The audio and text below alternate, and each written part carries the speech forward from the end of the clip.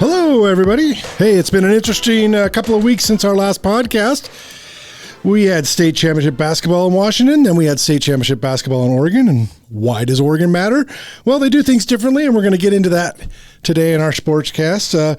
We also had a team go to the state championship game, and I'll shamelessly plug, I can't say that word, but I'll plug a special project we posted on ClarkCountyToday.com on the Camas Papermakers girls basketball team. There was also some controversy at the 4A girls state tournament. We'll get into that. Video replay, protests, and the like. And of course, we had a local story that got play throughout the state when Evergreen Public Schools announced last week that it was recommending that the present athletic director positions at the 4 traditional high schools would be eliminated. Again, we're going to get into all of that. But as you know, one of our hosts is very involved with Evergreen Public Schools. So Cale Piland will be in the conversation, but we understand he is in a unique situation, so we won't be asking him for too much inside information. Cale, you say whatever you feel comfortable with. Thanks, Paul. Appreciate it. Got it.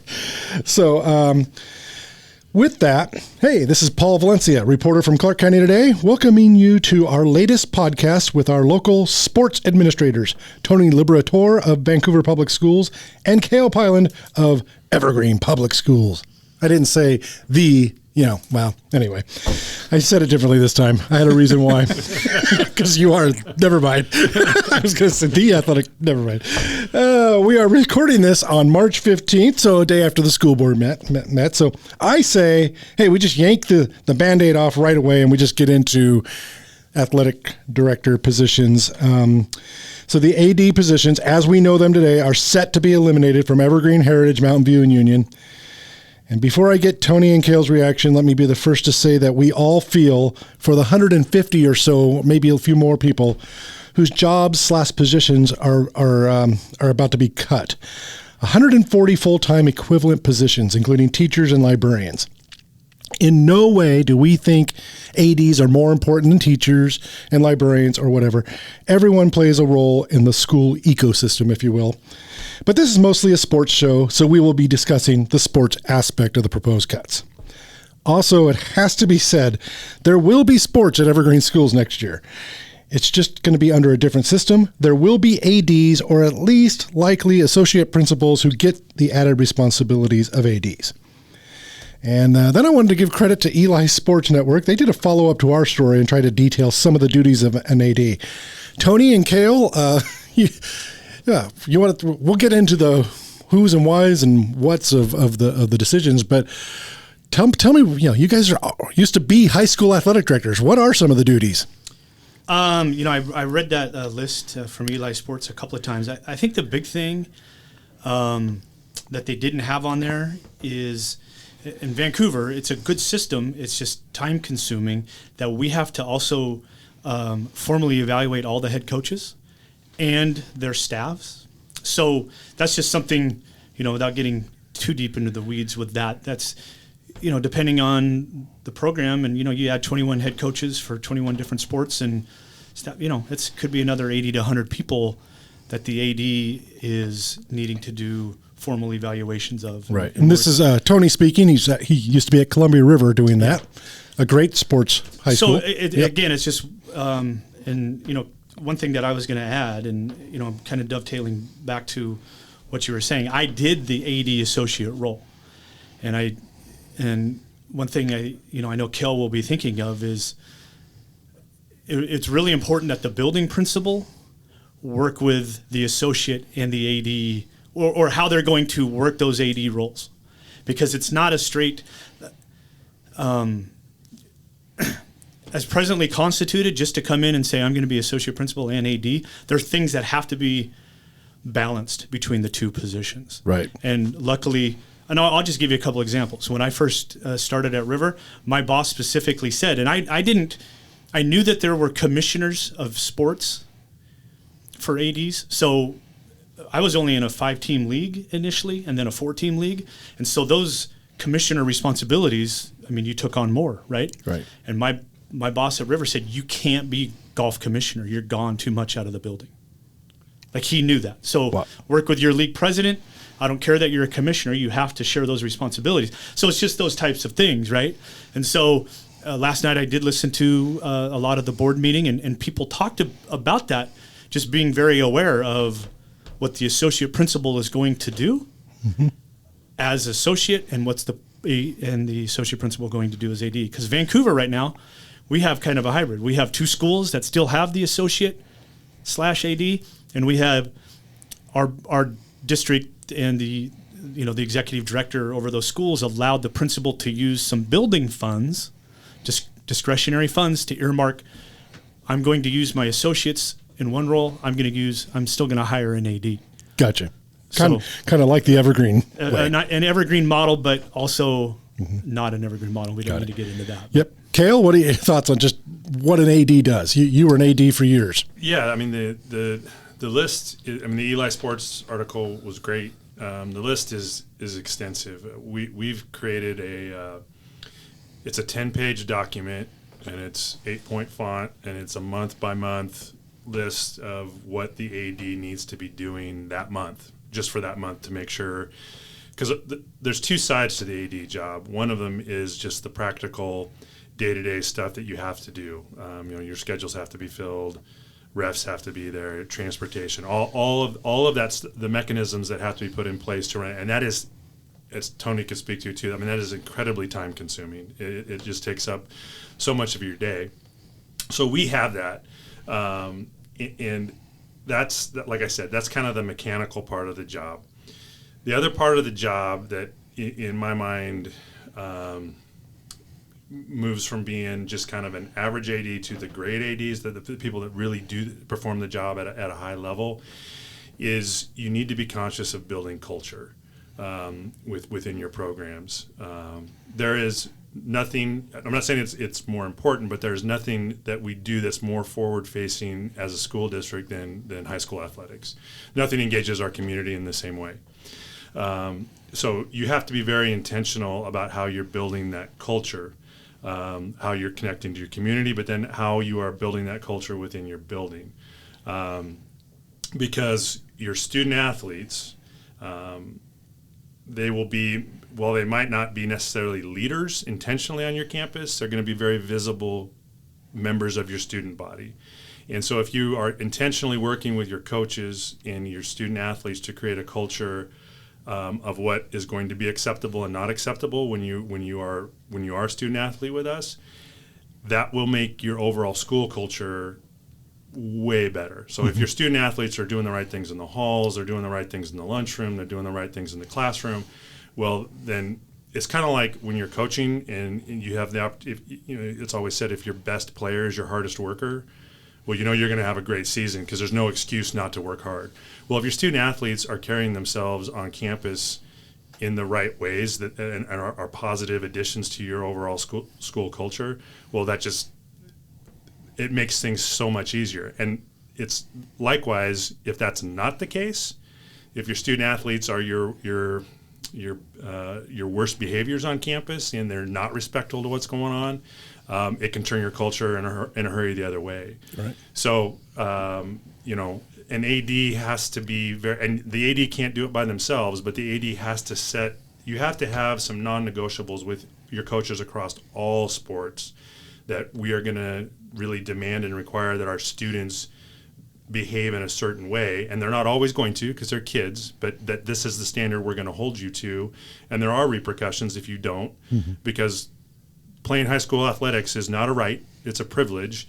And so if we're going to do this, we're going to do this the right way. And it just has such an immense impact on the overall school culture.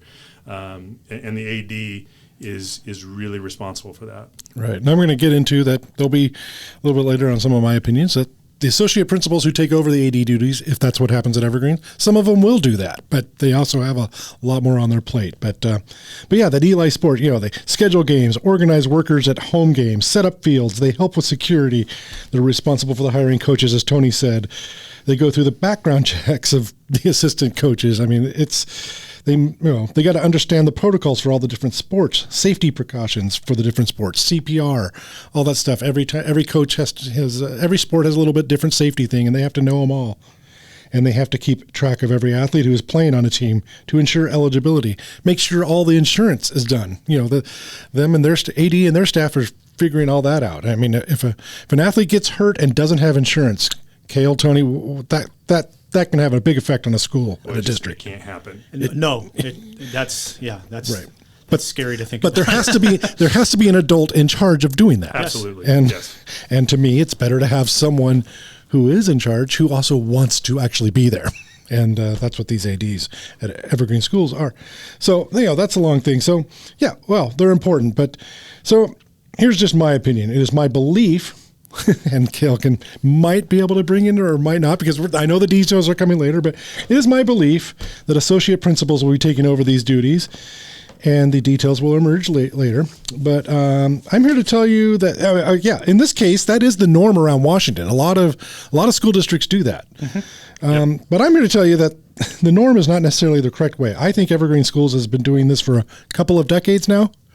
Yeah, we started probably back in about 2007. Okay, yeah. So, and I think it's great. They actually have people who love sports, who love student athletes in the role of ADs. And I know associate principals will say the right thing, and I'm sure that they do respect the student athletes. But no way do all associate principals love the grind of being the AD and associate principal. There's a lot of turnover, in my opinion. Just anecdotally. That's not an opinion. That's no. fact. That's okay. I was going to say that. That's correct. So, but when you hire qualified individuals who love the job and know the job, such as the system Evergreen has been using for years, you get good results. And so I'm a little miffed at what's been going on with I hope there's a way to save their jobs, those positions. I don't know if that's going to happen, but Tony, your thoughts on Evergreen system and what I just described. I'm going to take it from this standpoint, is that I'm an Evergreen parent, specifically a Mountain View parent. Okay. And I emailed the board and said I disagree with this, and basically what you outlined. Right. And again, my personal is I've done both, or I've worked in a system that's done both. And it was difficult when I was associate, but I also had the support, like I said, of my boss. I also had support from district athletic directors on how that was going to look, right? And, the league and whatever. When the district notified me that I was moving to Fort, I asked, can I be AD? And the district said, you just work with your new boss. And he in 3 seconds said no, and here's why. Mm-hmm. And so he had, like I said, he had set aside some of his building funds because and I'll just use it like this, he liked the Evergreen model. Mm-hmm. He wanted me as a former teacher and associate to be more on the instructional side at that point. Okay. Mm-hmm. And then he had a head coach that eventually was going to be AD. Right. And so it just kind of. And that guy loves Fort Vancouver too. So, right. I mean, there were other steps in between, but right. I narrowed down. So, I couldn't, right now as my job is presently constituted, I could not be AD at Fort and associate principal. Right. I just couldn't. Cale? Yeah, this is one I'm not going to get too deep into the weeds on, and I'll just say this, the 4 ADs that we currently have right now, everything I talked about just a few minutes ago is they do that, and they do all the other stuff. And so I've taken a lot of pride in being able to work with those guys and having those guys in our school because they've done just an outstanding job. They've set the bar very, very high as to what kind of level of service we need within that job. And I have nothing but the utmost respect for them. So it'll be a different system. And I think, I guess if I'm getting a little philosophical, and Tony can probably attest to this too, when you're making a decision, you're in college, you're 20, 21, and you're going into education. You have everything in front of you at that point. You can make choices as to what you want to do. You want to go into business, you want to go into finance, you want to pursue a law degree. If you're choosing to go into education, typically that individual, when you talk about their why, it's because they want to work with people and it's about relationships to them, and that's at least should be why you want to go into education. Not saying that you wouldn't have that as part of your why if you were going into those other businesses, but those other industries, you're your success or failure is it's how far in the black are we? How profitable are we? And for us, unfortunately, that portion of our business is is why we're in this situation, because we do have to be financially solvent. But for us, the judgment of whether we're successful or failure, it's about how much growth do we see in people, how much have we contributed to the lives of other folks. And so it's really hard for me with these 4 guys because I work so closely with them. I do feel, as you mentioned, Paul, for the other folks that are looking at being reduced as well, because we're talking about people, and we're talking about impact of families. I mean, these 4 guys are they're not just ADs; they're husbands, they're fathers, and this like the other folks in our system that are experiencing this, it's having real effects on these people, and I don't envy the folks that have to make these decisions, because, like I said, most of us that get into this, these are not the reasons we want to be doing what we're doing in education, and it's really tough. It's really tough. I'm not going to get into the political side and that whole levy thing and what happened last year. A lot of people are talking about that, but I do want to. Yeah, I'm also a parent in this school district, Evergreen Schools.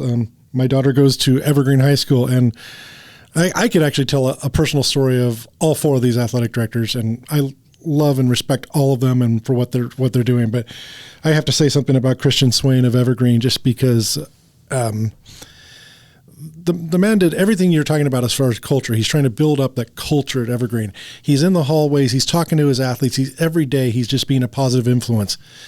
My daughter is an introvert.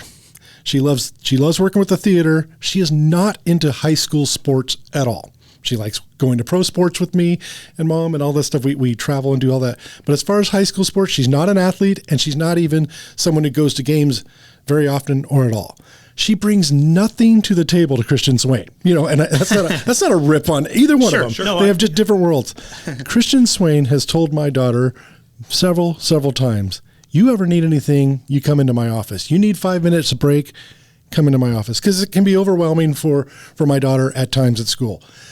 She has a friend in Christian Swain, and Christian Swain has done that. She's now a junior in high school, so I guess 2.5 years now with the whole hybrid thing, whatever that 1 year. But anyway, my point is that Christian knows who my daughter is because he's walking around the halls and he talks to everybody. It's not just athletes who he cares about. He's in charge of athletes, but he cares about the entire school. And I think you could probably say that about all 4 of these guys. No question. Yes. Evergreen Schools. And so I'm still hoping that something works out. And I know there's a possibility of reassignments or whatever, and that those details will come. But we'll learn more about that later. But please remember, there will be sports next year, and there will be people running those sports. It just might be under a very different model. Is that correct? Yes, we will have sports next year, and in fact, we're not cutting any of our programs. Right. So, well, yeah, I guess we're going to move on now. I guess just as a side note, real quick, Tony. You see Woodland Public Schools also? Right. If they didn't pass their May levy, that they would cut some of Paul Huddleston's athletic duties, who's the current athletic director. Yeah. And so, but I worked with Paul a little bit before, and he had been in the classroom before. Mm-hmm. So he would go back to that hybrid. He'd maybe be a teacher for a little bit and run the athletic department. Also difficult. Yes. So.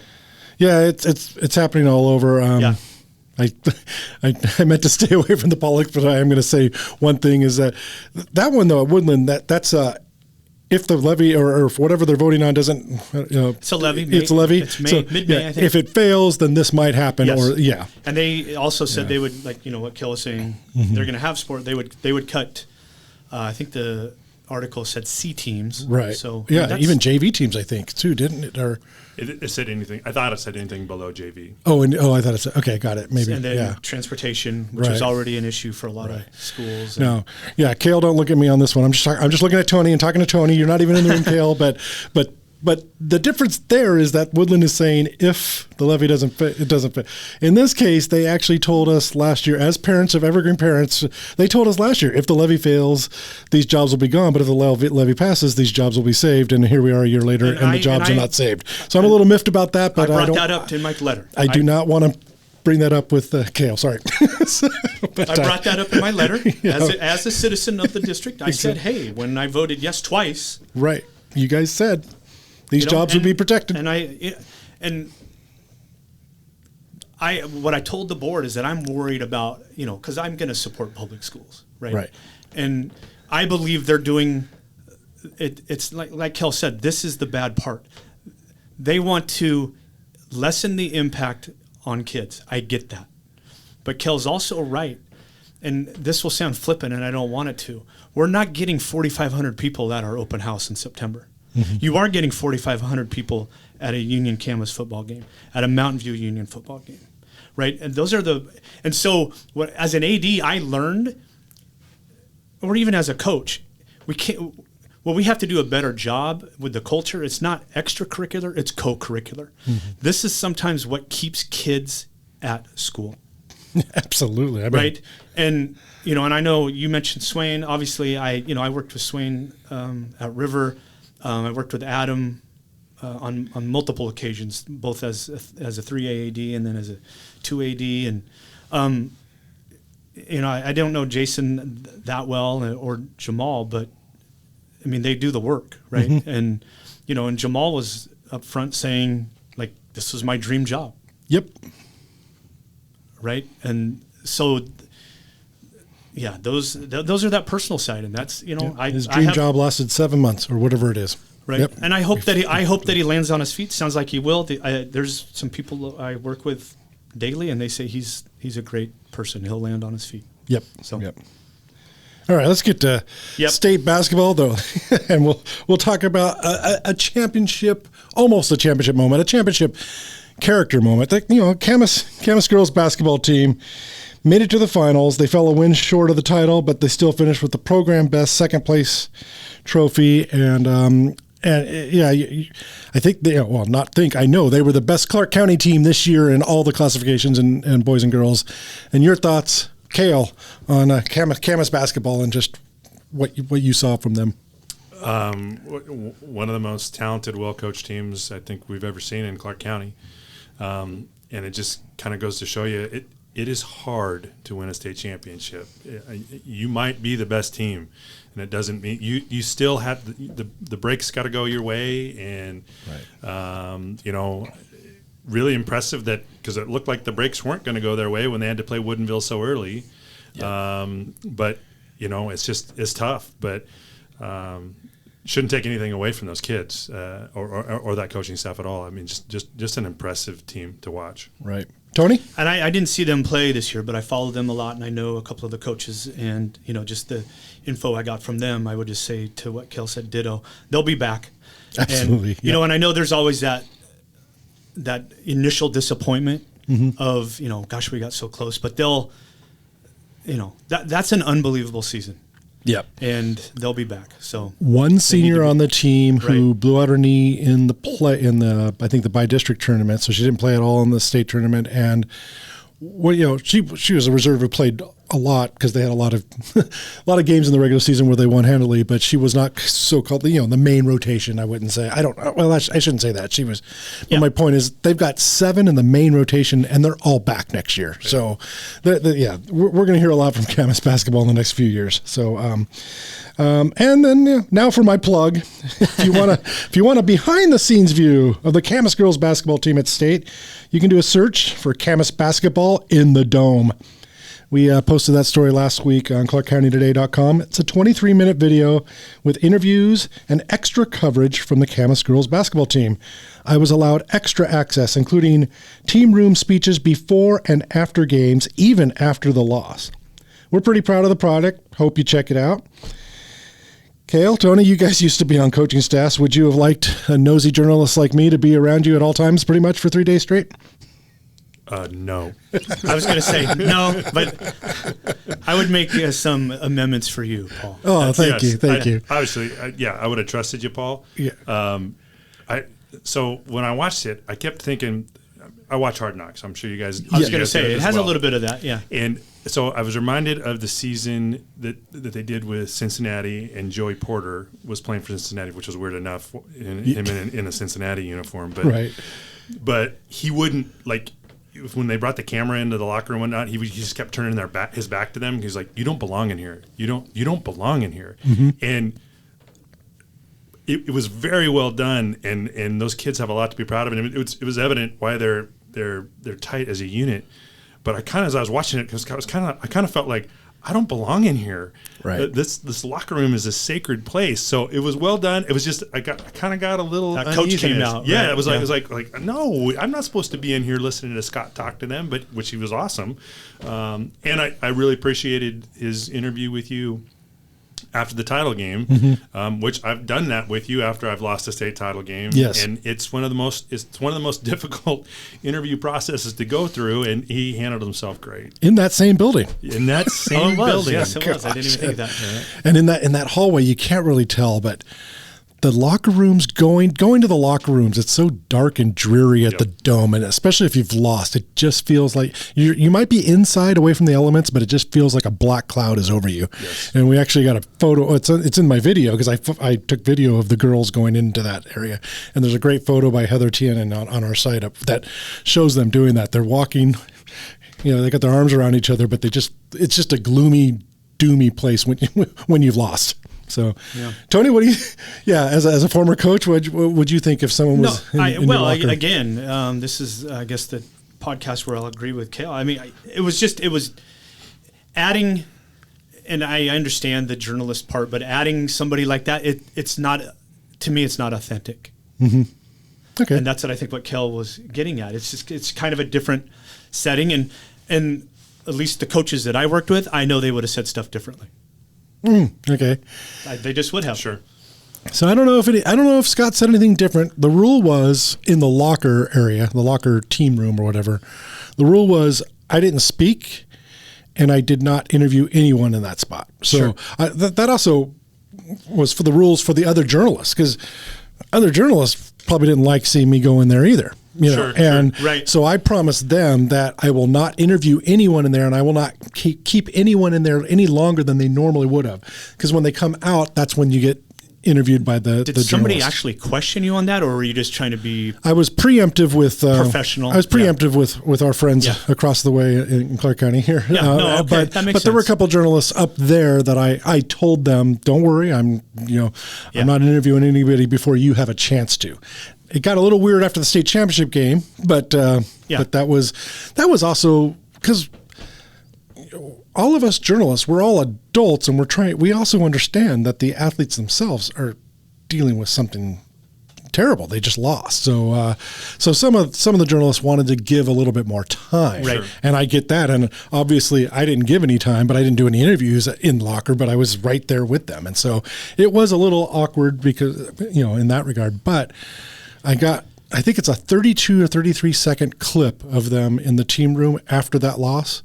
And as soon as I turned off that camera, I got out of there. I didn't stay there for another 4 or 5 minutes getting more stuff. So I got out of there as soon as I could. But I'll qualify my remarks too by saying, we're going to watch the NCAA tournament starting this week, and there's going to be cameras in the locker rooms. Right, and that's just it's different now. That's something that we do. And And I got to say publicly again, thank you, Scott Thompson and the Camas paper makers and the athletic director, because I got this cleared weeks in advance. I didn't get it cleared. I asked weeks in advance, and me and Scott worked, and we talked to the AD, and we, everyone was on board if we followed these rules. But it was also just fun going to like the shoot-arounds and being there for practices, and then going to the hotel lobbies and interviewing the players and getting to know them a little bit more than just basketball. So what'd you get it down to? Is it 25 minutes roughly? It's about 24 minutes. Okay. Yeah. So how much did you edit out? Oh my gosh. So that's there's well over an hour and a 10 half, hours? hour and a half or 2 hours of video is my guess. I mean, well, heck, just the player interviews is probably 45 minutes. There's 11 of them, and I. Oh, okay. And so it's probably 4 or 5 minutes per interview. I haven't watched it yet, so sorry. So and the other thing, we did not use 45 minutes worth of player interviews. I can tell you that. Right. So the other thing that'll be cool, those kids 10, 15, 20 years from now, Right. that's going to be awesome for them to have that. I hope so. That's what, we wanted that. And of course, I'll be honest. I mean, yeah, if they would have won, more people would have watched the thing. They didn't win, but enough people are watching it, and I've gotten some feedback on that, and a few parents have said they're going to love this in 10 or 15 years, even if they don't love it now. So right, and I agree with cool. that. I think that'd be cool to look back at. Right. So that was that plug. All right, the format. I think I looked at, the seating committee. 5 of the 6 number ones in state basketball won the state championship. And then the number 4 East Lake Wolves beat the number 2 Camas Papermakers in the final. So that was, quote, the only miss. I hate saying miss because you're not there to just between number 4 and number 1 in a 4A. That's still pretty darn good. Yeah. And then what is it? In I think 4. I said number 2 seeds, but I think it's 4 number 1 seeds won it all in boys basketball. A 2 beat a 5 in 3A, and a 6 beat a 4 in 2A. So. But and in no case did a team lose a state tournament game and then win a state championship, which is possible in this crazy state. Right. We talked about that last time. That did not happen this year. So, but also possible is one playing number 2 in the quarterfinals, and that did happen to the Camas Papermakers.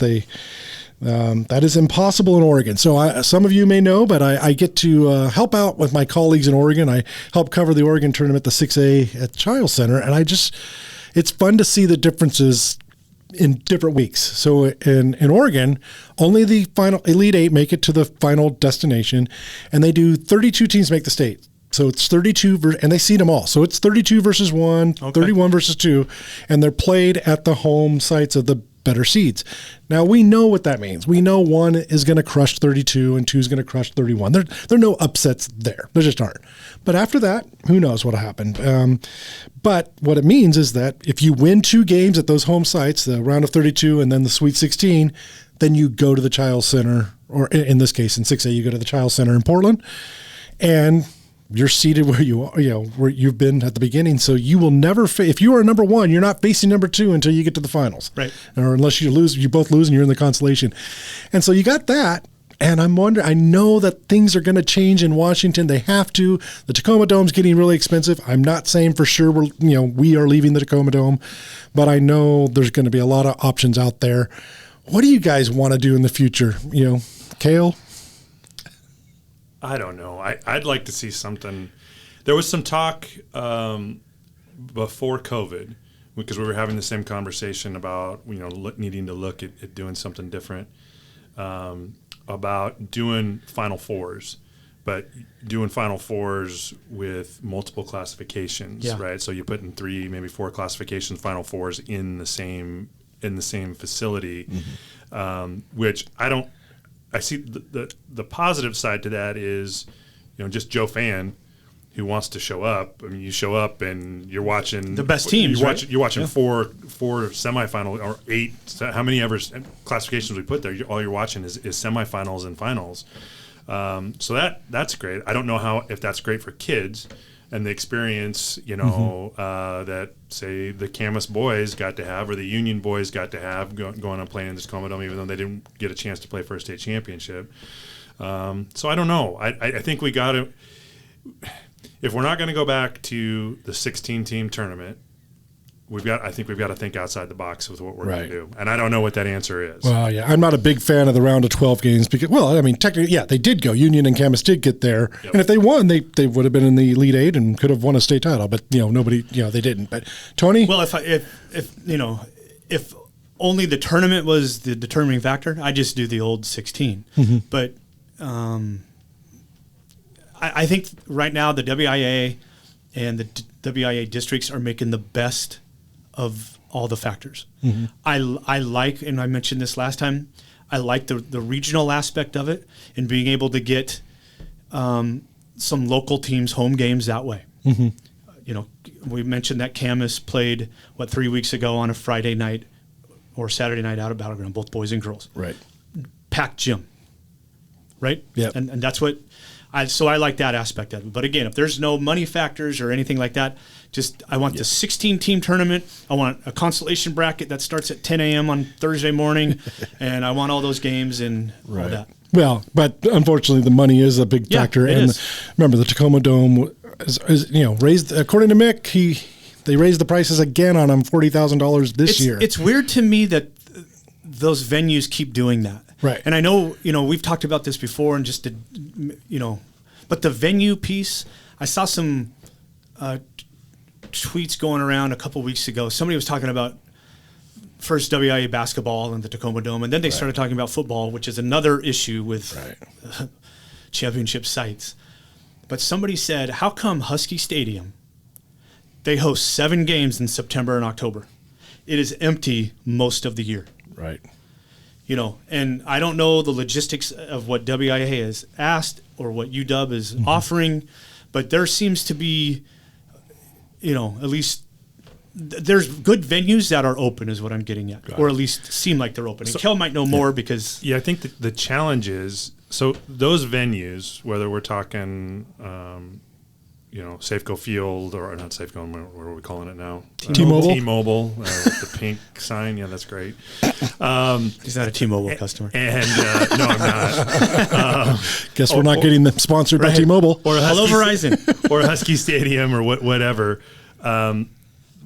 The problem is a lot of those venues, when you want to host an event there, you have to employ all of their people. Right. So you have to employ all of their vendor, their concession sellers. You have to employ all of their security, all of their parking lot attendants, whether or not you're going to utilize all, whether you need them all or not. But that's built into their cost. Right. So I think that becomes the challenge on how those venues are willing to work with us.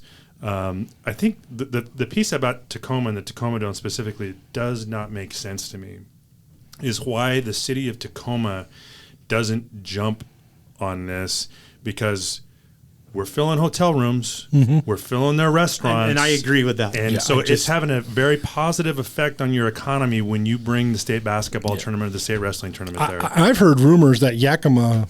Sundome would take everybody if they could. I'm sure they would. Well, they would. And I don't know if that'll ever happen. But to me, I don't think the Tacoma Dome people understand that in high school sports, well, used to be for football, not anymore, but in basketball, everyone wants to go to the Dome. It is, if you play for 4A, 3A, right, your whole life, from middle school on, I can't wait to play in the Dome. I got to play in the Dome. It is such a humongous brand. I'd say it's the best free advertising, but it's not free. They're making a ton of money on it too. But your facility is getting hugely advertised. I mean, people are making shirts with the picture of the Dome on it. Right. I mean, and every teen who plays sports knows about the Dome. Yep. Even if you don't play basketball, your friends on the basketball team want to get to the Dome, and it just I don't understand. And I agree with that, and that goes back to what Cale was saying. Right?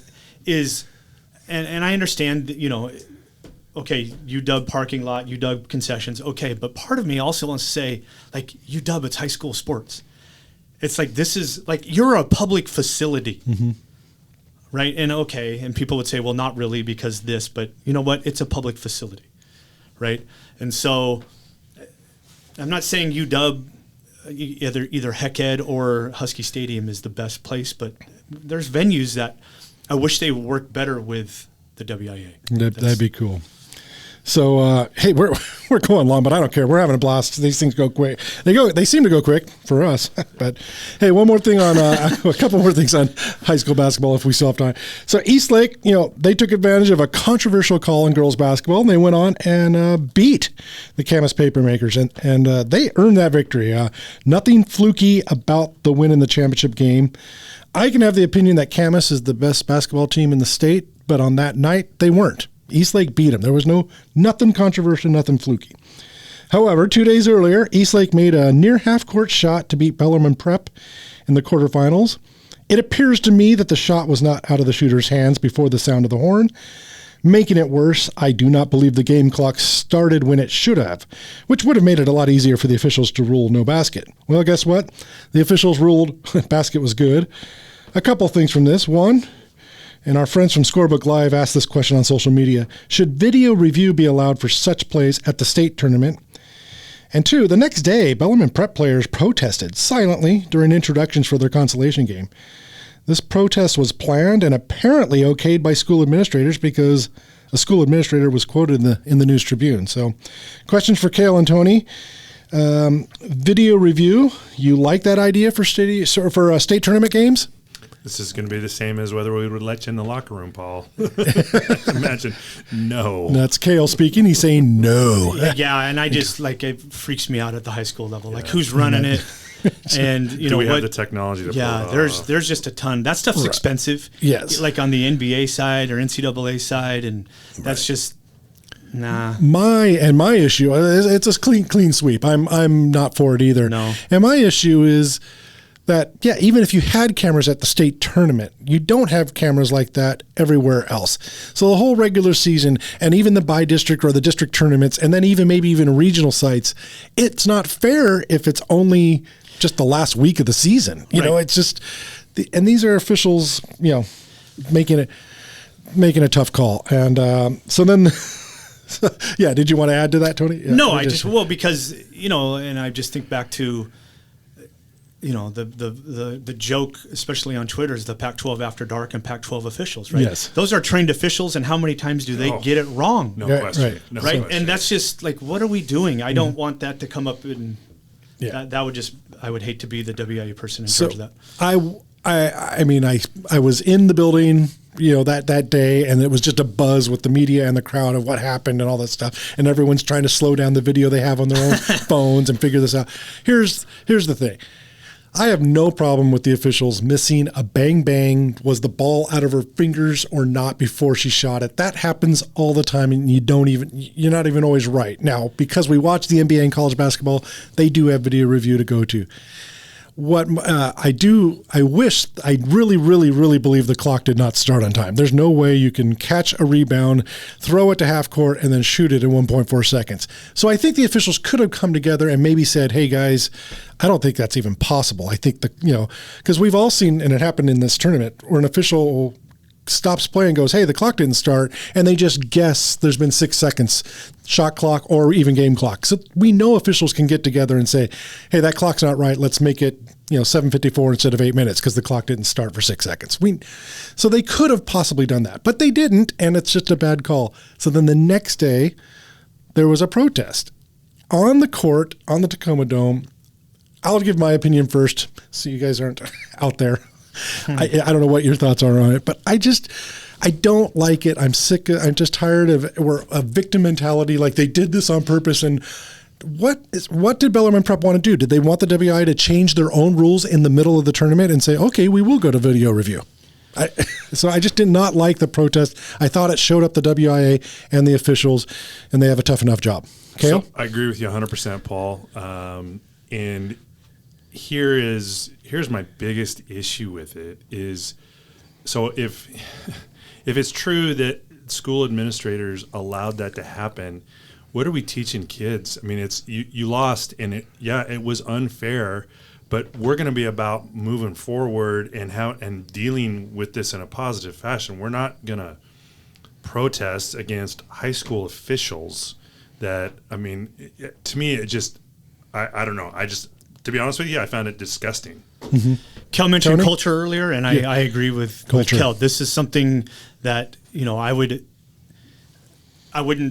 ask the coach to do that. There is, and people might roll their eyes at this comment. The WIA has an official protest policy how you can do that, and I would work through those channels.